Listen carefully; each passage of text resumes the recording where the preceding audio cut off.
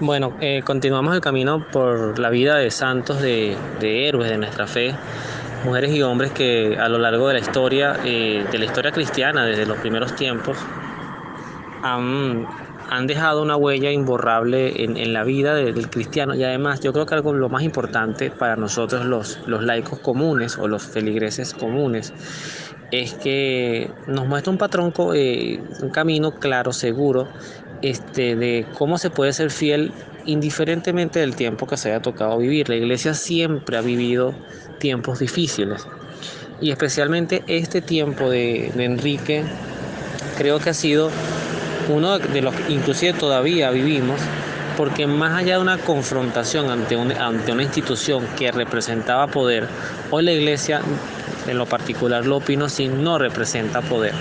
La iglesia es un Estado, el Estado Vaticano, ha entrado en el juego quizás de la diplomacia, de la representación. Las nunciaturas han servido justamente como eso, como entes diplomáticos para mantener algunas relaciones y garantizar, creo que ha sido lo más importante de estas jugadas políticas, poder garantizar el desarrollo de la fe dentro de los países.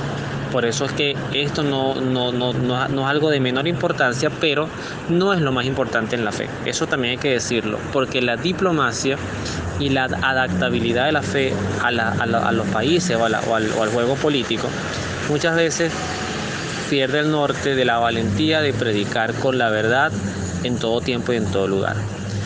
Enrique de Ossó, debo ser muy honesto, es un santo, es un descubrimiento para mí, porque de yo no trabajar actualmente, en el momento que hago este audio, eso puede cambiar con el pasar de los años, pero en el momento que hago este audio, yo trabajo para justamente las teresianas. O sea, tengo 4 años trabajando allí, tampoco es que soy un experto en la materia, pero antes de yo trabajar para ellas, en un colegio acá en Venezuela para ellas, si yo no tuviese esa realidad, posiblemente Enrique hubiese pasado muy desapercibido en mi vida por mi ignorancia, no porque el santo no tenga todos los atributos para ser reconocido. Pero es un santo nuevo, podríamos decir ya, siglo XIX, estamos entrando en la parte de los santos jóvenes y por ende también las congregaciones jóvenes.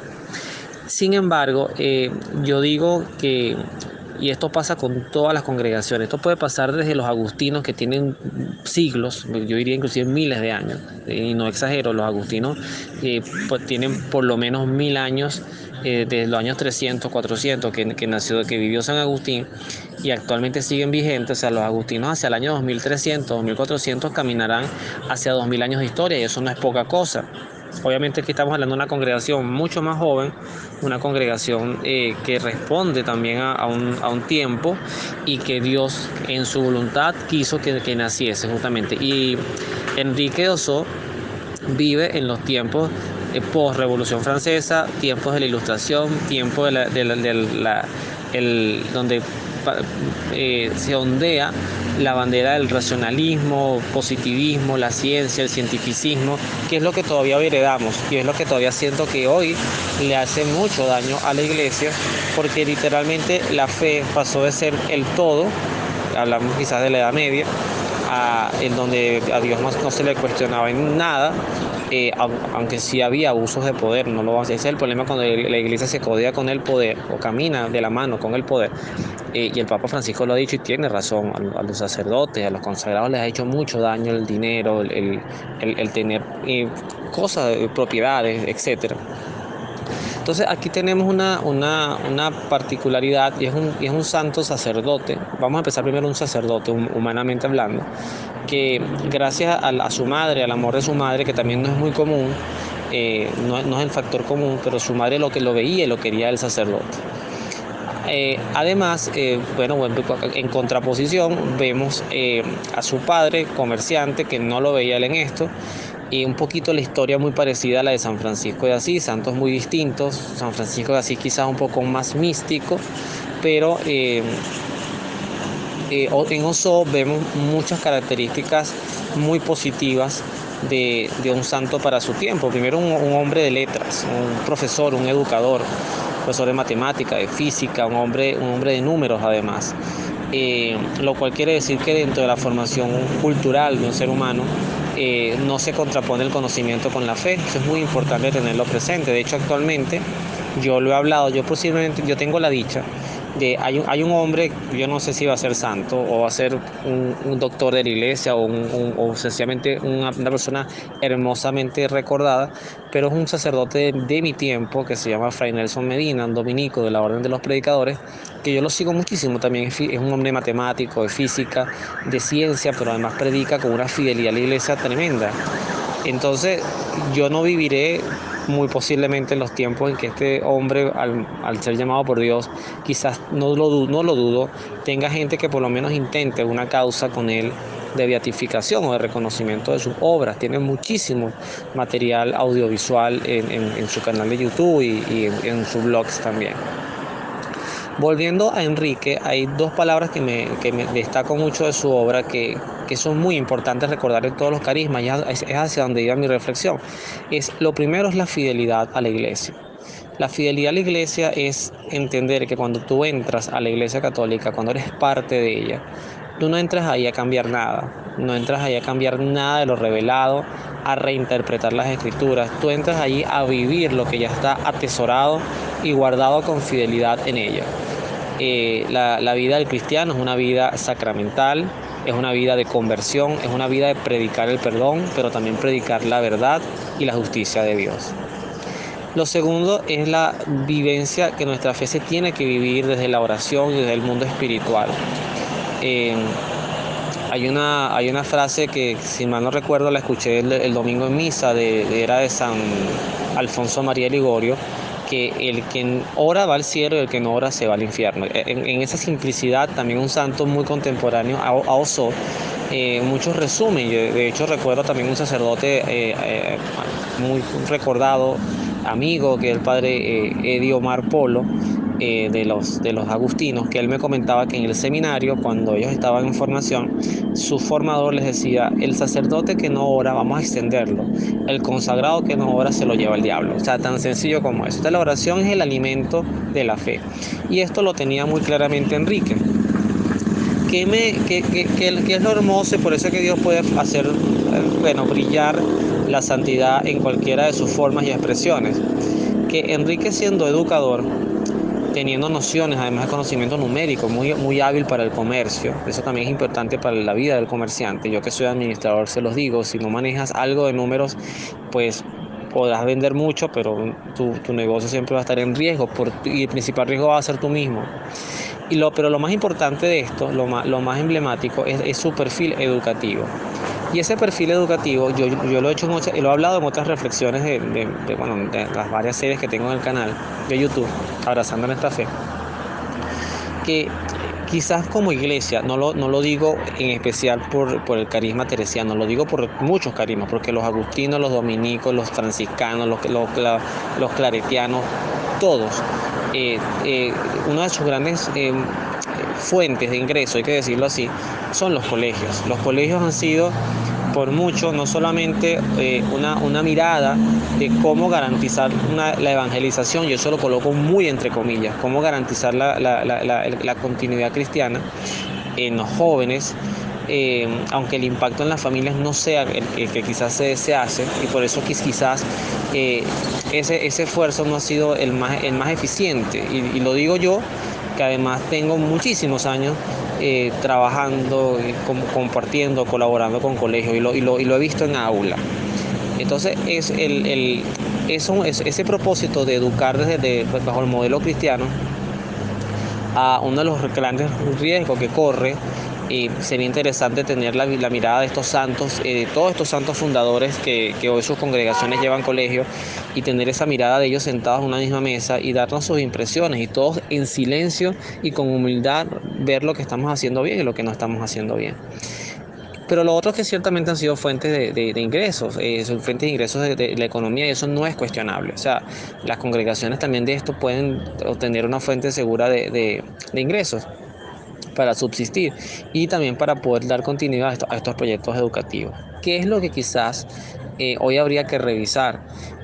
Fíjense que el carisma de Enrique era un carisma catequético, o sea, la educación centrada en la educación en Cristo.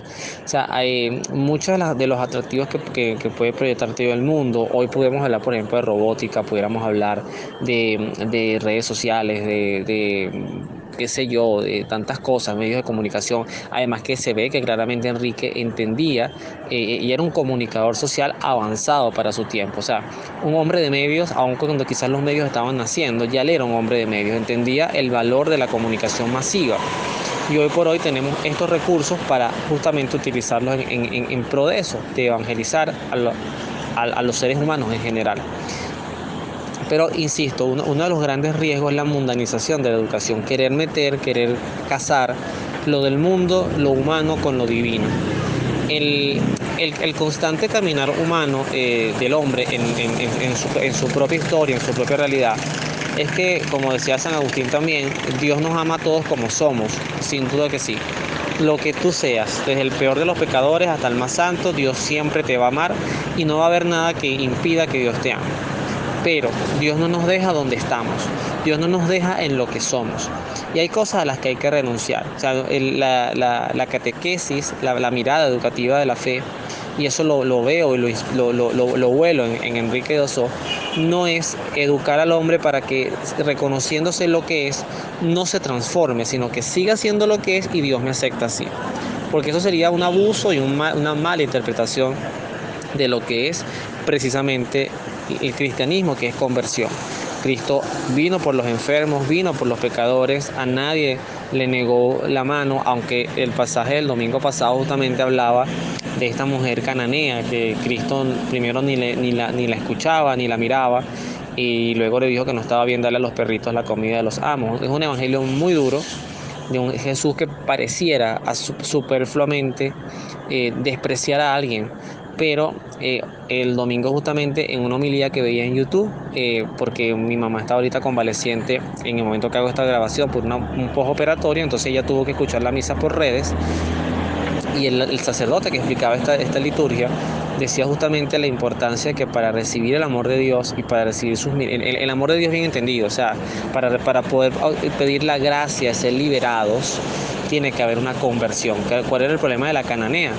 ¿Y por qué este trato tan duro de Cristo al principio? Porque era una mujer que no estaba en la gracia, que era una mujer que no creía en Él, que no creía en la fe judía, que además seguramente tenía una fe sincrética, pero sin embargo ella logra, en este acercamiento desesperado por su hija, endemoniada, ella logra reconocer en Jesús y en humildad saber que en su situación estaba muy lejos de donde Dios realmente la podría querer, en el mundo del paganismo, ¿no? Entonces, ciertamente un hombre que entendía la catequesis, además que entendía la catequesis de una manera organizada, eso también me encanta. O sea, creía en las estructuras, vamos a hacer grupos, vamos a hacer movimientos, vamos a hacer coordinaciones, vamos a estructurar esto, vamos a darle un orden. Yo no la he leído completa, pero sí tengo en mi poder, además que se consigue en internet, los fundamentos básicos de lo que él quizás era el perfil del catequista, algo que no se debe perder de vista. Y ciertamente uno de los principales elementos del testimonio de vida es la oración, es la formación. Uno no puede aventurarse a pararse a hablar de Dios sin ni siquiera tener una mirada, si seas muy por encima, más allá del título, de que hay un catecismo que también tiene respuestas a las realidades de nuestro tiempo, a las realidades morales. Estos santos fueron hombres que tuvieron que también pararse firme, como lo hizo San Alfonso María de Ligorio, con la moral cristiana. La moral cristiana no es lo que a mí me da la gana de que sea o lo que los tiempos me exigen que sea. La moral cristiana es lo que es pararse y decir Dios es persona. Yo insisto mucho esto, y esto ha sido de mis prédicas más recientes, inclusive cuando me ha tocado dar charlas, es lo primero que introduzco cuando voy a hablar de Dios. Dios es una persona con inteligencia y con voluntad, y por lo tanto tiene pensamientos y tiene opiniones y posiciones en torno a las cosas que pasan en el mundo. O sea, Dios no es una energía, no es una ideología, no es lo que yo quiero que sea. Dios es lo que es y lo aceptamos tal cual es. El mejor ejemplo para esto es este eterno debate que si Dios castiga o no castiga. Yo una vez exponía esto en una charla, por supuesto la gran mayoría, porque es lo que se consume post Concilio Vaticano II, es que Dios no castiga. Y yo les decía a ellos que es importante no perder la mirada, y eso lo traigo del libro de Job, es que lo que venga de Dios, castigue o no castigue, a mí no me importa, yo no entro en esos debates. Si viene de Dios, si Dios castigara y viene de Él, bienvenido sea. Esa es la mirada de humildad y de obediencia que en un santo como Enrique podemos pregonar. O sea, yo no tengo que cuestionar o ponerle límites al pensamiento de Dios. Dios es lo que es, como es, entero. Diríamos, hay que tragar ese bocado entero, sin quitarle nada. Dios es lo que es, y si de Él viene la misericordia, bendito sea. Es una misericordia de amor. Si de Él viene la justicia, bendito sea, es la justicia de amor. Si Él viniese un castigo, bendito sea, es el castigo de amor. Como dirá San Pablo, nos amonesta porque nos ama. Entonces, esa mirada íntegra de un Dios que va a mirar tu vida, que va a mirar mi vida, y que te va a decir: permíteme acompañarte, permíteme corregirte, permíteme podarte, permíteme cual alfarero agarrar tu vasija, romperla y volverla a llenar de arcilla y crear una vasija nueva, que a veces esos son procesos muy dolorosos. Esa mirada de conversión es lo que le da subsistencia y continuidad a los carismas.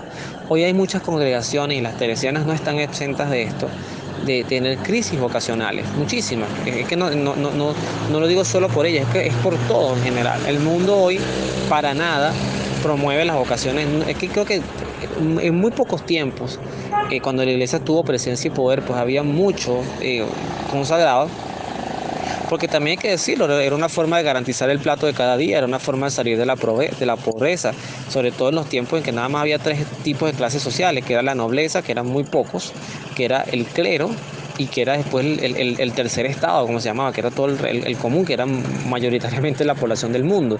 Entonces, si tú querías garantizar comida, estudios y algo de estabilidad, tú te consagrabas. Y todavía hoy por hoy hay casos de consagrados que tienen esos testimonios, que te dicen: bueno, yo me hice sacerdote porque era la única forma de estudiar, de salir de mi pueblo. Y sin embargo, Dios aún así con ellos trabaja, y con ellos hace iglesia.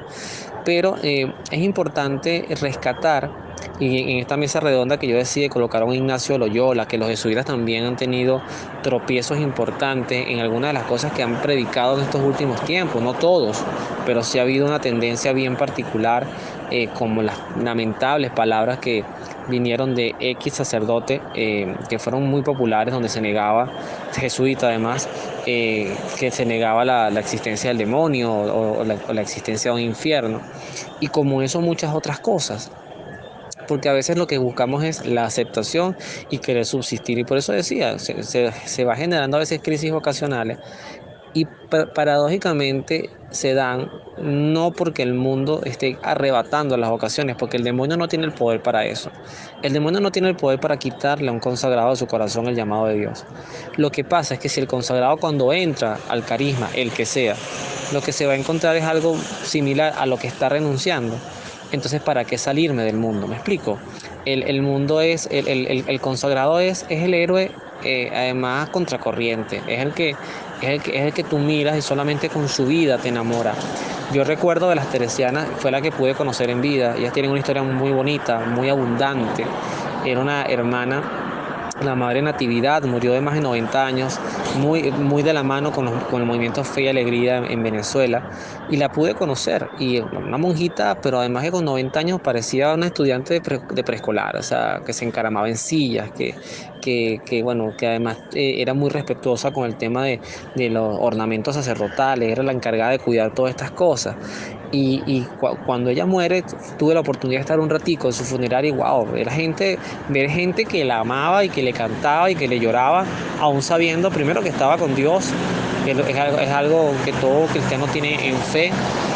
Lo segundo, era una mujer mayor, que uno puede decir, bueno, tenía que en algún momento ya ser llamada por nuestro Señor, pero se expresa el amor de alguien que deja obra y que deja misión. Quizás lo que preocupa es que los sacerdotes y los consagrados en general, de estos tiempos, de estas rigurosidades, estos españoles duros, quizás que vinieron a estas tierras y nos trajeron la buena nueva de nuestro Señor, pues están muriendo. Y los jóvenes, los de hoy, los de redes sociales, los de diversión, los de mundanidad, pues tienen un desafío mayor.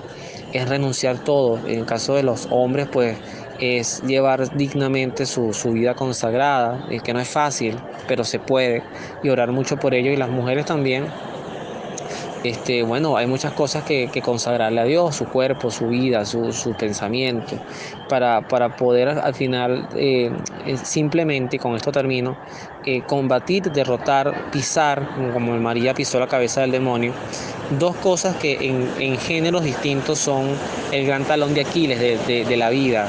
En el caso de los hombres puede definirse la lujuria y el poder. En el caso de la mujer, la vanidad.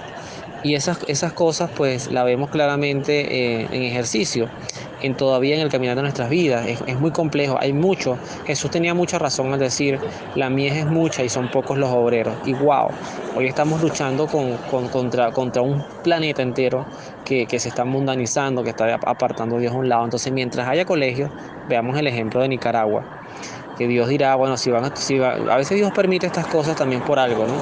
A veces también tenemos que revisar si lo estamos haciendo bien, porque si estamos en el nombre de Cristo tomando instituciones que dicen predicar o evangelizar o llevar el mensaje de nuestro Señor, pero en realidad están haciendo todo lo contrario, bueno, entonces Dios permite estos destierros, como le pasó al pueblo de Israel. Pero hay que verse en ese espejo, nada está seguro.